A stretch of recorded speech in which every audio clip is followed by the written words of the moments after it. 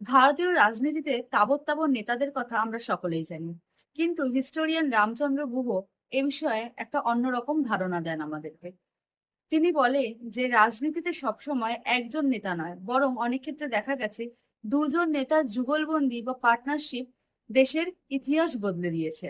তিনি বলেছেন, নাচের ক্ষেত্রে, গানের ক্ষেত্রে যেরকম যুগলবন্দি হয়, ঠিক সেরকম রাজনীতিতেও এমন কিছু যুগলবন্দি রয়েছে যেগুলো আমাদের ভারতের ইতিহাসকে অনেকটা পরিবর্তন করেছিল।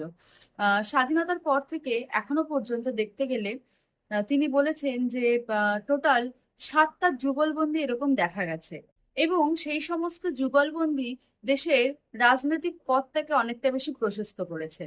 আর এই পলিটিক্যাল যুগলবন্দিতে সবার প্রথমেই যারা আসেন তারা হলেন জওহরলাল নেহেরু এবং সর্দার বল্লভভাই প্যাটেল। একজন যেমন গণতান্ত্রিক ভিত্তি তৈরি করেছিলেন, অপরদিকে অন্যজন ভৌগোলিক ঐক্য তৈরি করেছিলেন। দ্বিতীয় আসে ইন্দিরা গান্ধী এবং পি.এন. হাসকার। তাদের সময় বাংলাদেশে লিবারেশন ওয়ারের মতো ঘটনা ঘটতে দেখা গেছে। এছাড়াও ইন্দিরা গান্ধী এবং সঞ্জয় গান্ধীর যুগলবন্দি। নেক্সট আসে পি.ভি. নরসিংহ রাওর সাথে মনমোহন সিং এর যুগলবন্দি। 5 নম্বরে আসে বাজপেয়ী এবং আডবাণী। 6 নম্বরে আসে মনমোহন সিং এবং সোনিয়া গান্ধী, এবং সবশেষে বর্তমান সময় দাঁড়িয়ে দেখতে পাচ্ছি নরেন্দ্র মোদী এবং অমিত শাহ। গত 1 দশকেরও বেশি সময় ধরে সব থেকে বেশি আলোচিত এবং প্রভাবশালী পার্টনারশিপের মধ্যে নরেন্দ্র মোদী এবং অমিত শাহ হচ্ছেন অন্যতম। রামচন্দ্র গুহর মতে এদের মধ্যে কিছুজন কনস্ট্রাকটিভ জুটি ছিল, আবার কিছুজন ডিস্ট্রাকটিভ জুটি।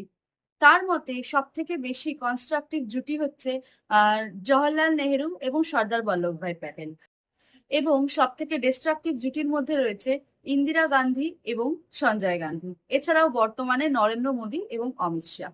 এটা সম্পূর্ণভাবে হিস্টোরিয়ান রামচন্দ্র গুহর মতামত।